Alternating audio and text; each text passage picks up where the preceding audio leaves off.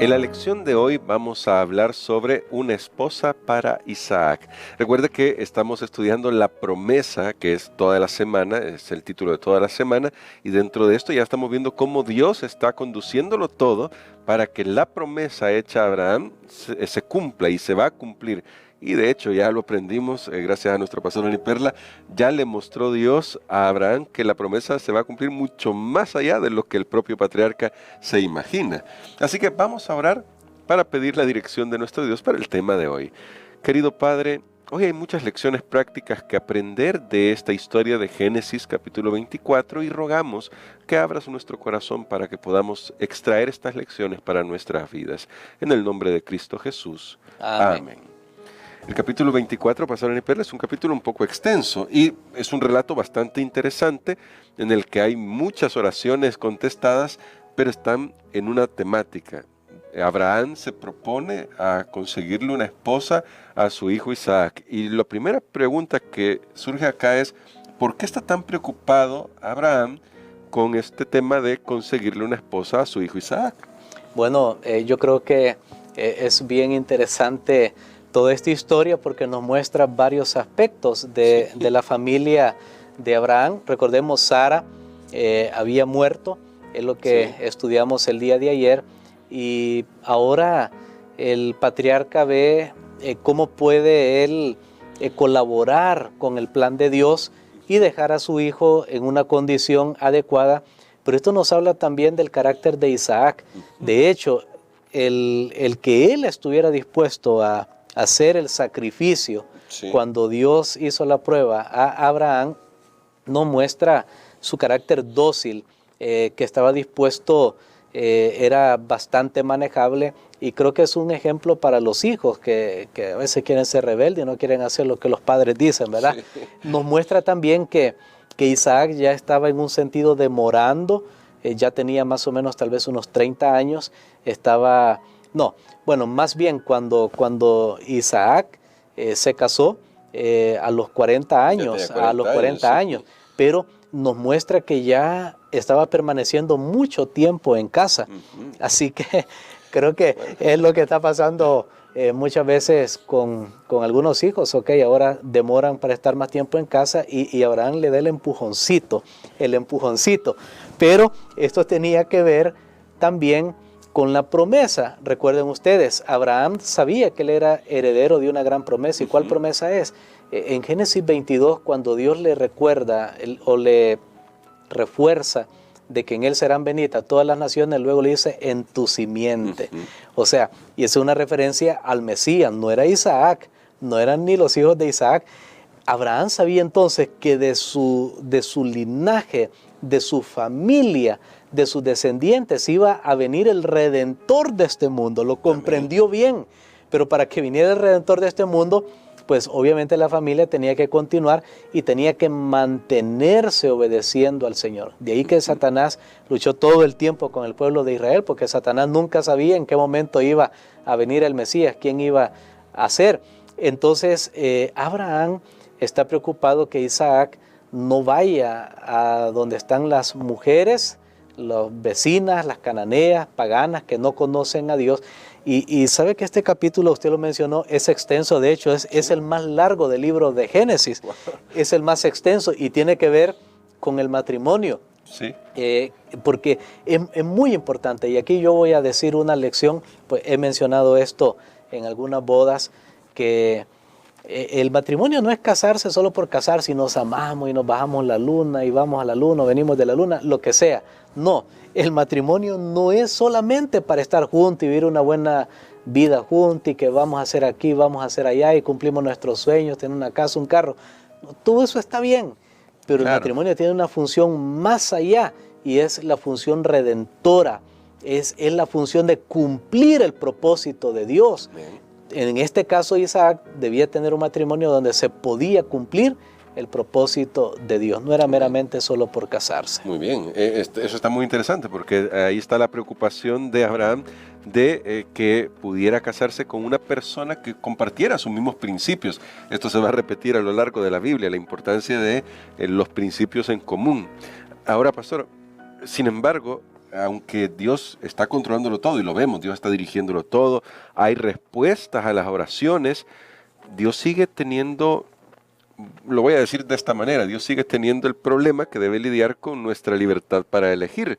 Porque es verdad que Dios respondió la oración del siervo de Abraham, le mostró cuál era la muchacha, pero la muchacha podría decidir si iba o no iba.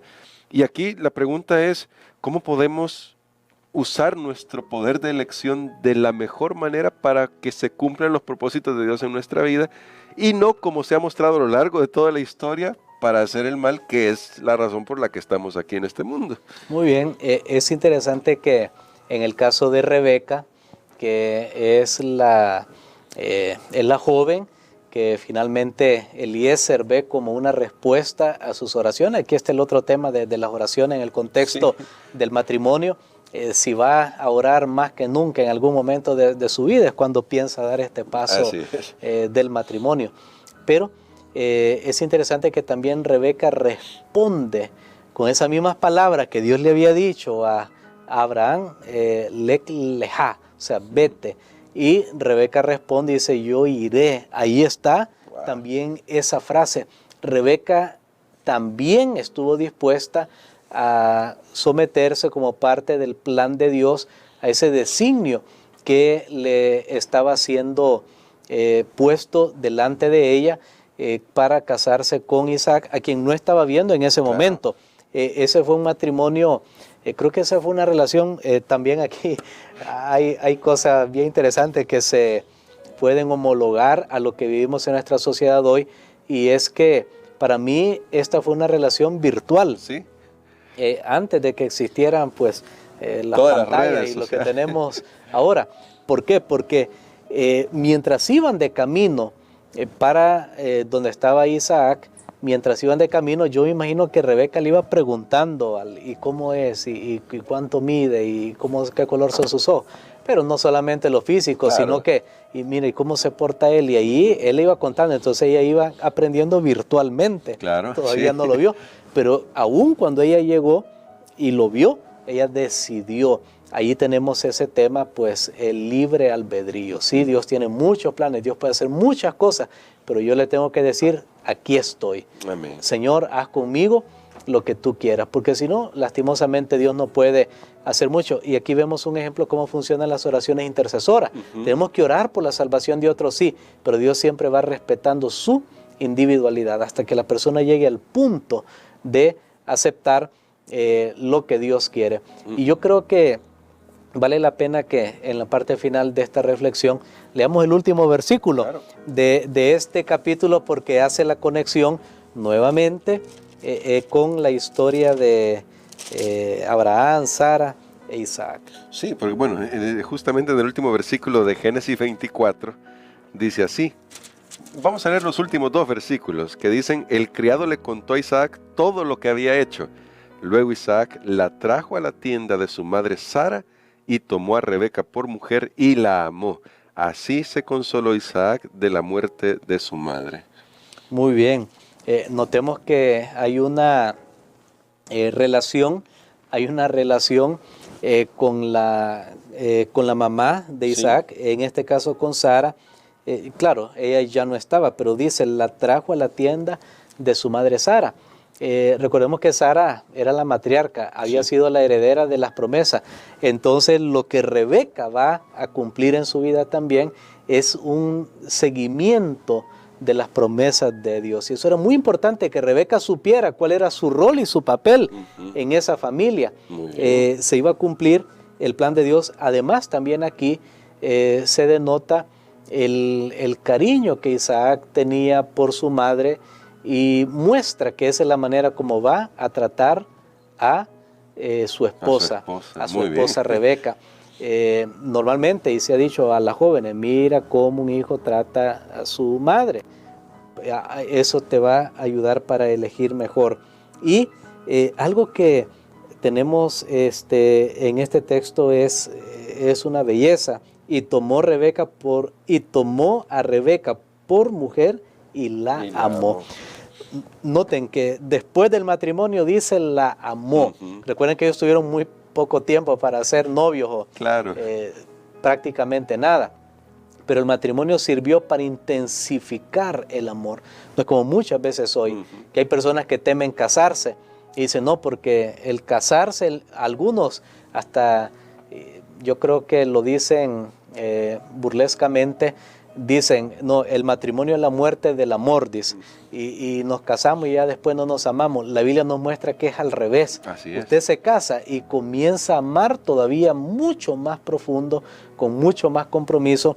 Así que son lecciones que nos deja esto, y finalmente dice, así se consoló Isaac de la muerte de su madre. Dios estaba guiando todos estos eventos para bien, y es lo que notamos en esta historia. Amén. Así que podemos confiarle en nuestras vidas. Y hoy, de manera muy práctica, a los jóvenes que todavía no han decidido casarse, ahí está la lección. Si dejan que Dios les guíe, Dios puede darles a la persona adecuada para que puedan fortalecer su carácter y que puedan desarrollarse para salvación. Como bien decía nuestro pastor, que sea para propósitos redentores, que veamos más allá de este mundo, porque Dios tiene un mundo mejor preparado para nosotros. Así que, pastor, creo que pudiéramos orar, y hoy específicamente quizás una oración de intercesión por todos aquellos que están a punto de dar el paso del matrimonio, para que lo hagan conforme a la voluntad de Dios. Amén. Padre, te damos gracias, Señor, porque estas historias nos muestran que tú guías los eventos de este mundo, y especialmente de aquellos que están dispuestos a escuchar tu voz. Ayúdanos a ser de ese grupo, Señor, que cuando tú llamas, digamos inmediatamente, aquí estoy, Señor, y cuando tú dices, id, nosotros podamos ir. Ayúdanos para también mejorar en nuestras relaciones con las personas que están cerca, y especialmente ahora oramos, Señor, por aquellos que tienen que tomar decisiones trascendentales en su vida, como iniciar una familia, para que ellos te puedan poner en primer lugar y puedan saber que tú tienes a la persona que va a cumplir juntamente con ellos, que van a cumplir el propósito que tienes para sus vidas, Señor. Gracias porque tus promesas nunca fallan. En el nombre de Jesús. Amén. Amén.